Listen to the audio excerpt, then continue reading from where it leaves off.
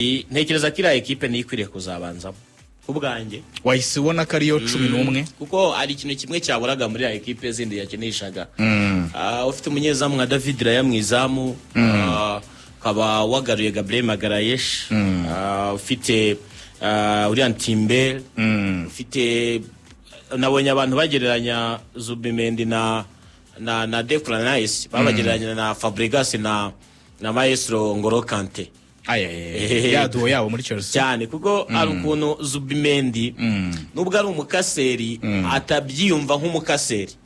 umva ko umupira ari uwo gukinwa atari uwo kumena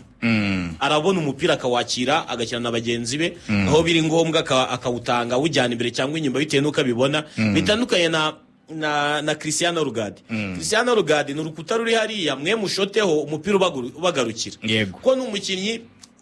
ntiyizera mu bijyanye na passing akirasiye we apasa abantu bamwegere kandi agatanga umupira ahantu hari predicted ko iyo umurebye ubona hagiye gutanga umupira bitandukanye na Zubimendi afata umupira agatuza ry'Abespanyol neza akaba yahindukira utanga ku mpande cyangwa akawutanga imbere kandi aho yawutanze bukaya utanga ubukurikiye ni yaje ari abakinyi batekerezaho bari bukira umupira mbere yuko wakira ni kimwe mu byiza bihari ukabona ko nanone na Declan Rice zambaraga ze kandi akari nawe wamukina none uri dynamique atari umukino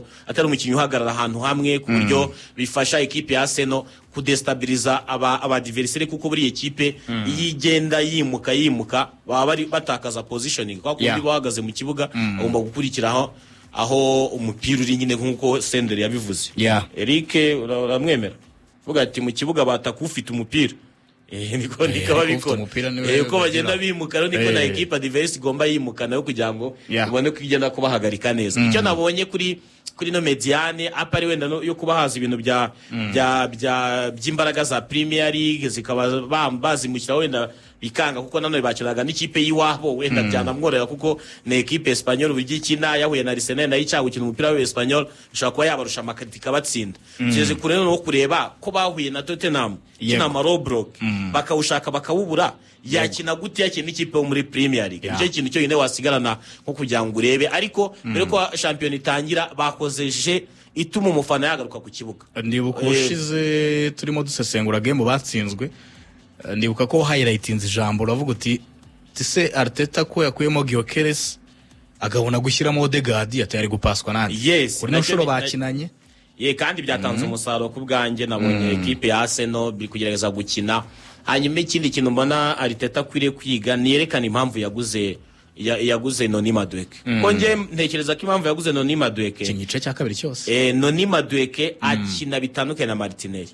ni baba winga bare explosive baturika kabisi yafashe umupira akaba bisika agomba kwirukanga ku buryo no kumufata biba bigoye bisaba kudahagarara ahantu hamwe Martinelli na Saka bajya gukina ibintu bijya gusa ko Martinelli apare yo kumubona muri pace yo kwirukanga ya counter attack ntabwo ashobora gufata baro ngo yirukanga ahubwo afata baro arebana mu maso n'umu defense akaba yakoresha icenga akamucarika kenshi imipira barayimwambura muri situation za wano ni wano akenshi Martinelli imipira barayimwambura akenshi we arayipasa ahubwo akawirukankana yego wo bita Madueke we umupira aba wirukankana ari kuri ku kirenge nyine urumva we akora cross control ya hafi ku buryo kumwambura bigorana ariko uwushyira imbere ngo mujye muri marato uburi mutanga umwanya wo kumudefenseur nawo gutanga cyane atera tackle iyo bari iraza guta equilibre cyane ikipe ya Arsenal ibitego 3-0 Samiri nabonye hari ikindi kintu abantu bagarutseho bavuze bati Zubimendi nawe ugihighlightinze uno ari umukinnyi witeguye kugendana na Barahaniri ahantu hose ajya kuyisaba atari discipline nka Partey ko Partey we ya Arizona yabaga akiniramo zisa nkaho adakora travail nyinshi cyane ngo zo mu mpande cyane saga nk'ukinira mu murongo uringaniyeho hagati muri mediane baravuga ati rero muri ubu buryo bw'imikinire bizasaba ko Declan Rice kuri yakuntu nawe yaramaze igihe baramuhaye ubwinyagamburiro bwo kwataka cyane kenshi akaba nahagararanye n'abataka rimwe yataka ama espace ashaka gutera imipira igaruka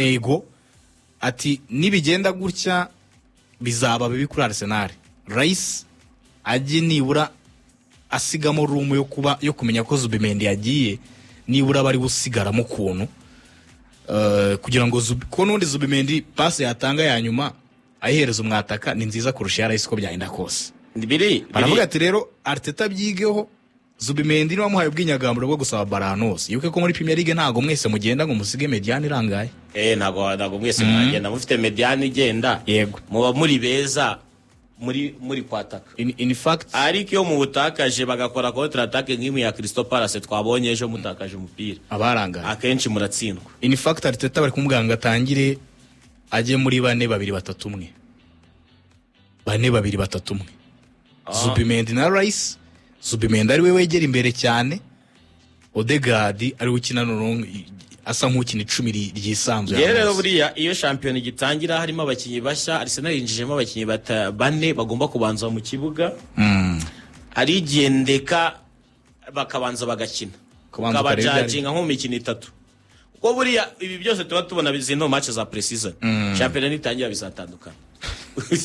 none se ntabwo uzi amakipe yakoze pre-season nziza yajya muri champion ibitego bikabura birabura da na amakipe uzi nk'ubu Newcastle muri pre-season match 6 nta nimwe itsinze nta match yatsinze muri champion byaba ntago bishoboka ariko rero ariko bishobora no gutangira nabi shobora pre-season imbi ibyo ndabyakira ndabyemera ariko ura champion ubona batangiye gucuranga bya izandirimbo za Premier League na bya bindi byose na za adverts zifite ukundi zivibinga bitandukanye game ya champion y'Ubwongereza mbona ikomeye kurenza hari na game ya Champions League ko muri game ya champion match ya champion y'Ubwongereza ibamo ibintu utatekerezaga ko biba erega champion y'Ubwongereza niho habaho za match za Manchester City irusha nka Crystal Palace amanota 25 iri ku gikombe hari minota rimwe wenda na Arsenal cyane indi kipe ikaba nka saa sita wakunda ububyutse wenda watinze kubyuka washyiraho ugasanga mu minota 5 Crystal Palace ifite igitego ukajya wibaza ese iki gitego ni match yabaye nimeze bite mu gihe kibitekereza eza ka celebrity cya kabiri utari wanica Premier League reka tubareke zino match 3 bazakina mbere ko hajya international break buri mutoza wese azaba yamaze kubona ukuri kwibyo agomba gukina ariko hari igihe ikibuga kiguhindura wowe ubu ngubu nta gipimo cyanya kerega kirimo nta gipimo abakinye nandese ariko Bilbao ni ikipe nziza yagomba na Bilbao ya nizikizakina Champions League yego rizayikirega Bilbao izakina Champions League Bilbao yegoma ntagari n'importe kini yabaye yakane muri championnat ya Espagne yes umwaka ushize ntiyari kimwe cya ndebera Gapri hagati ya Bilbao na Barcelona twaye igikombe ntiyari muri kimwe cya kabiri cya Europa League uyihoreye nifite ba Nico Williams uyihoreye nifite ba Inaki Williams uyiretse umutoza Mikel Arteta uyu munsi twabonye abakinnyi bashya bakina ese ku isoko mwaba mwarasoje hari muracyakora ubundi bucuruzi ku isoko bimeze bite Arteta tereka dutegereze turebe niba hari icyo tuzakora ku isoko nanone atariko ikipe mfite ni nziza ariko reka turebe mu byumweru bike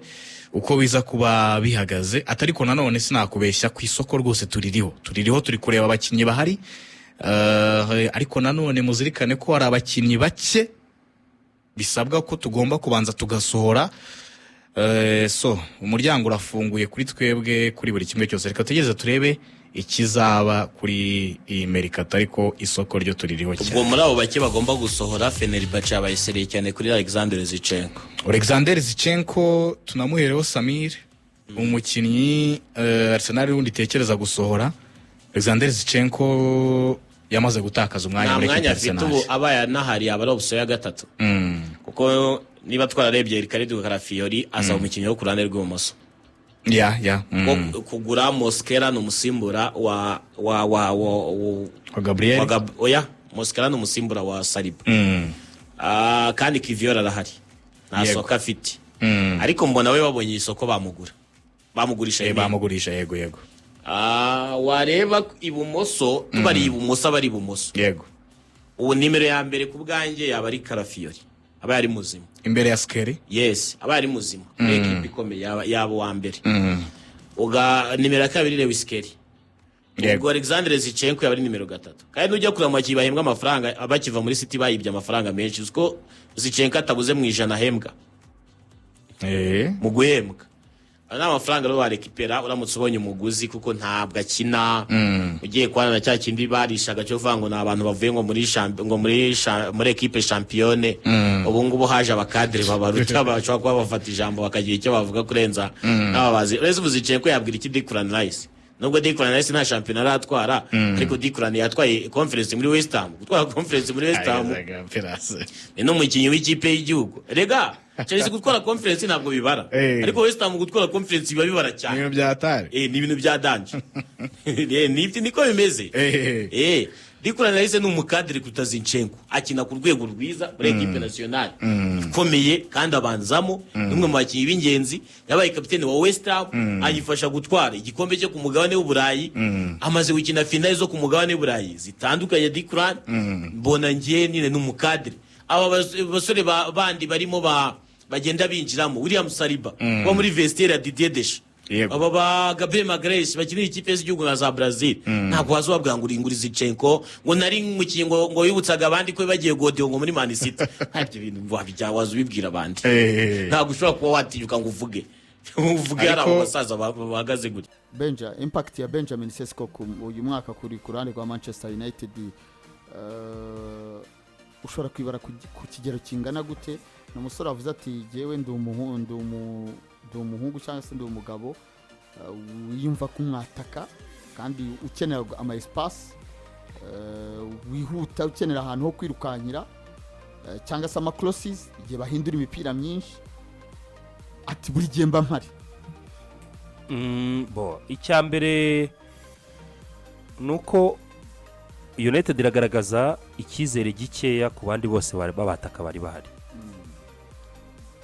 hari na bya bindi umuntu ajya avuga ngo ariko ngo urumva ngo wamuhindi sezo ngo ukagerageza ngo ukareba oya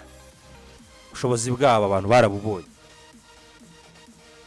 byanze bikunze ni uza kuba yoboye ubusatirizi bw'ikipe ya Manchester United icyo ni icyambere icya kabiri buri mukinnyi wese cyane cyane bano bakinnyi babataka n'abakinnyi bakenera abafasha so umukinnyi uzajya kuvuga ngo uko akina uko bano bakinnyi cyane cyane zino profile z'abataka baba bameze nk'abanimero 9 cyangwa se reka tubite abanimero 9 n'abantu bakenera abafasha buri ikintu gifasha umwataka ni ibintu bibiri hari umukino ubwawo uko umukino wa equipe wubatse ariko hakaba n'abakinnyi cyane cyane bafite mu nshingano kuba bagemurira nyine wa mwataka kuko cyawe washinzwe gutsinda biramusaba presence rimwe na rimwe mu rubuga rw'amahina birasaba nawe nyine babakinnyi baza kuba bamenya ngo turamuha imipira hano turayimugezaho muri ubu buryo kuko hari igihe usanga umwataka ananijwe n'uburyo bw'imikinire cyangwa se no kubura abantu baba bamuha imipira ngewe hari akantu mbona muri izi recruitment za Man United muri uno mwaka icyo kintu barabitekereje mu by'ukuri ubona ko iyo uzanye umukinnyi nka Mateus Cunha ukazana umukinnyi nka Brian Mbeumo nimuza kureba imikinire ya Mbeumo kuko Mbeumo ni umuntu ufite uburyo akinisha cyane cyane amaguru ye cyane cyane ukuguru kwe kw'ibumoso uyu mwataka nawe biramusaba kuba clinical kuko ndamubona umuntu uzabona imipira myinshi kuri ba Brian Mbeumo kurikije ukuntu yakinanaga n'uyu muvandimwe witwa Wani Visa uburyo baserivaga imipira uyu mungu witwa Mateus Cunha bura niko kazi kanini cyane agomba gukora kongera niyo mpamvu numva ari gifuza ko na Bruno Fernandes yagakwiriye kuba abegereye ari hafa amwegereye uko profile yikeneye kwizabona abantu bamuremera uburyo ubundi gisigaye nawe gutsinda zatsinda baraho gutsinda ashaka rwose azabitsinda ibitego bizashingira hanini kuri icyo ngicyo cy'uburyo bazamuremera uburyo aba bakinnyi bakene cyane bano bakinnyi bazaba baca ku mpande ubundi twe byemenyereye ko bano babataka iyo utamuhaye imipira nyine gutyo usanga rimwe na rimwe imibare idashobora kuzamuka niyo mpamvu ubona agurwa nk'icyemezo nka kira kuri Victoria Christian gifatwa direct nta undi muntu agishije n'aba Mikel Arteta penalty tugaye tuzihabwa niteze ko wenda hano ariko bishobora guhita bigenda Bruno Fernandes ni umuhanga mu kuzitera ariko uyu mugabo uje ni ukwiriye kuba atera izo penalty bwa buryo bwose bubonetse ubundi bwa buryo bwose buri premium reka tuvuge ngo bwa buryo buri premium bugomba kuremerwa umwataka byanze no bikunze gucuruza rega ku nyungu zo gucuruza icyo nacyo ni ikindi nka Man City Haaland yasanze De Bruyne ariwe penalty taker cyane iyo sezo bahise bazimukuraho barazimuhereza so biraterwa n'urwego rwe no mu mapenalty Benjamin Sesko kuko ahasanze umukinnyi uzi gutera amapenalty yitwa Bruno Fernandes bashobora no kuzanayabona menshi kuko bafite abakinnyi benshi babo ba Mateus Cunha ba Brian Mbuemo ni abakinnyi bashobora kuba bagera ku izamu cya kenshi bitandukanye n'uko ubundi wenda wabonaga ari Rasmus Hojlund na butazi uko ahahagarara mbona rero ko Benjamin Sesko ni umukinnyi ufite taye nziza muremure pe ni umukinnyi muremure ubona ufite taye nziza ufite imbaraga z'umubiri kandi hari nubwo atatsindaga byinshi cyane muri Leipzig ariko hari uburyo agira naho amashoti manini maremare ari na kure y'izamu atari kuvuga ngo yaryegereye ubwo rero ahasanze bano bakinnyi bandi batatu bafite ubushobozi bwo kumuremera uburyo icyo Benjamin yavugaga birashoboka ko yabitsinda ariko abahasanze bo arabarusha